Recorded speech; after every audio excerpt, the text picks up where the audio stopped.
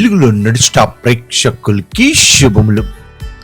శ్రమ దినాల్లో సిలువను ధ్యానం చేయుచుండగా సిలువ యొక్క విలువను మనం అర్థం చేసుకోవాలి. సిలువ ధనికుని అనర్థము. దేవుని మాట, యేసు రక్తం ప్రతి పాపం నుండి మనలను పవిత్రులుగా చేయును. యోహాను రాసిన మొదటి పత్రిక 1వ అధ్యాయం 7వ వాక్యం. The brokenness. చిన్న ప్రార్థన. దేవా, ఈ లోకంలో జీవిస్తున్న మా జీవితంలో అనేక సార్లు అన్ని కలిగి ఉండి కూడా ప్రభు అయా లోకంలో ఇష్టానుసారంగా జీవిస్తున్నాం ప్రభు, మమ్మల్ని క్షమించండి.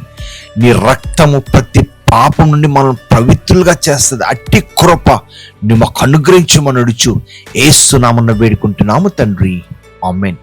దేవుని యొక్క ప్రేమ సమాధానం మీకు తోడైండును గాక. షలోమ్.